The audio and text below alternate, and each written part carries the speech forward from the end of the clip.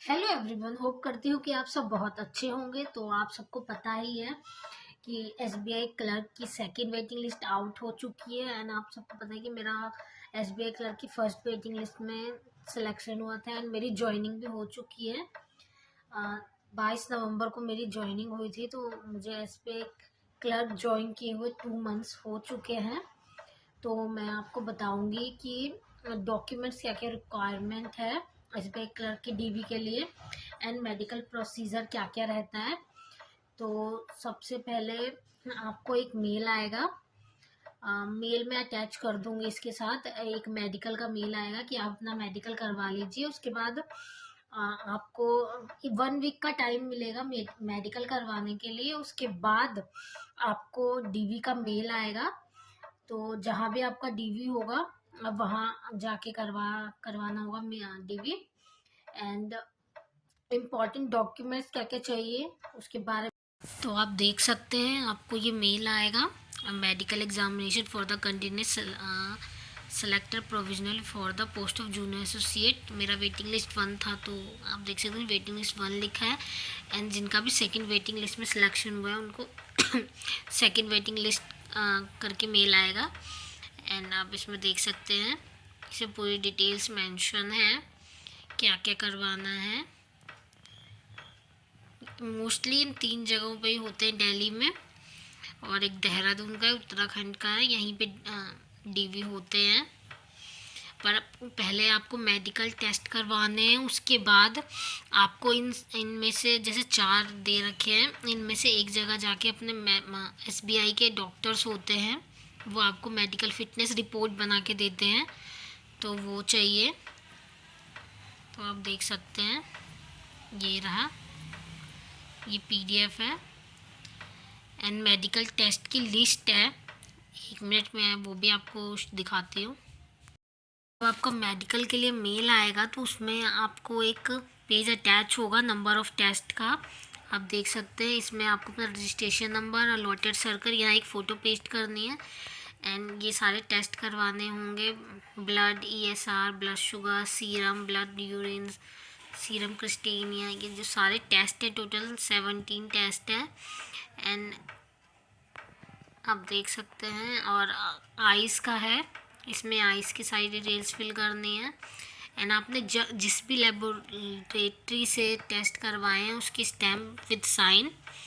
And और ये सारे टेस्ट करवा के आप एसबीआई के जो डॉक्टर्स होते हैं, मेडिकल ऑफिसर्स, उनके पास जाएंगे, वो आपको मेडिकल सर्टिफिकेट इशू करेंगे।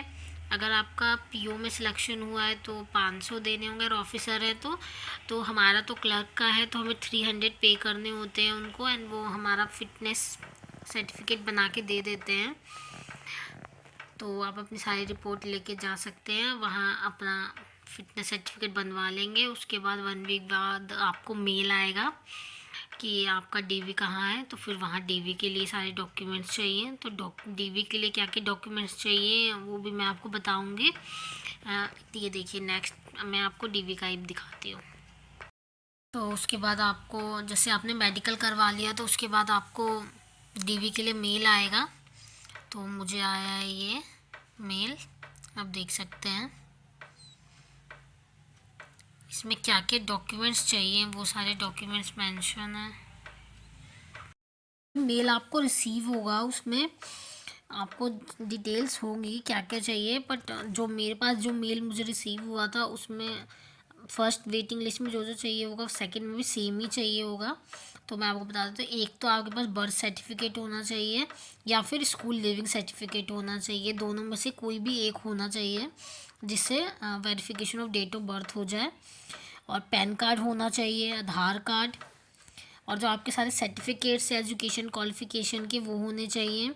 उसके बाद military discharge certificate in case of appointment of ex service man, अगर आप एक्स सर्विस मैन है तो मिलिट्री डिस्चार्ज सर्टिफिकेट होना चाहिए। एंड करेक्टर सर्टिफिकेट होने चाहिए, इधर from 2 gazetted officer of government और 1 such officer and officer of the bank, in addition to a certificate from the head master, principal और the school college last attendant. And अगर आप certificate for handicap category के हैं तो issue by the CM computer stating there in the nature and extent of handicap. अगर आप SC ST OBC हैं तो आपके पास कैटेगरी सर्टिफिकेट होना चाहिए। EWS के केस में इनकम एंड SS सर्टिफिकेट होना चाहिए। एंड आप रीसेंट फ़ोटो लेके जाएं अपने 3 पासपोर्ट साइज़ फ़ोटोग्राफ। 3 इसमें मेंशन है, बट आप 10 कम से कम 10 लेके जाइए, क्योंकि एक्स्ट्रा वर्क भी होता है वहाँ भी। आपको बायोडाटा फिल करना होता है, वहाँ भी 4-5 फॉर्म मिलते हैं, वो सारे फॉर्म फिल करने होते हैं, उस पर सब में फ़ोटो जाती है, तो आप एक्स्ट्रा ही फ़ोटो लेके जाइए। तो ये था इम्पोर्टेंट डॉक्यूमेंट्स की लिस्ट जो चाहिए DV के लिए। तो मैंने आपको सारा प्रोसेस बता दिया है कि मेडिकल और DV में क्या क्या चाहिए, तो आप उस हिसाब से अपने डॉक्यूमेंट्स रेडी रखिए। मैं आपको प्रेफर करूँगी कि आप एक फ़ाइल बना लीजिए, उसमें अपने सारे जो डॉक्यूमेंट्स हैं अरेंज करके रखिए। कभी भी आपको DV के लिए मेल आ सकता है। पहले तो आप मेडिकल का मेल आएगा, उसके बाद DV का मेल आएगा, तो आप अपने डॉक्यूमेंट्स रेडी रखिए। सो अगर आप वीडियो पसंद आई तो वीडियो को लाइक और चैनल को सब्सक्राइब करना ना भूलें। Thank you.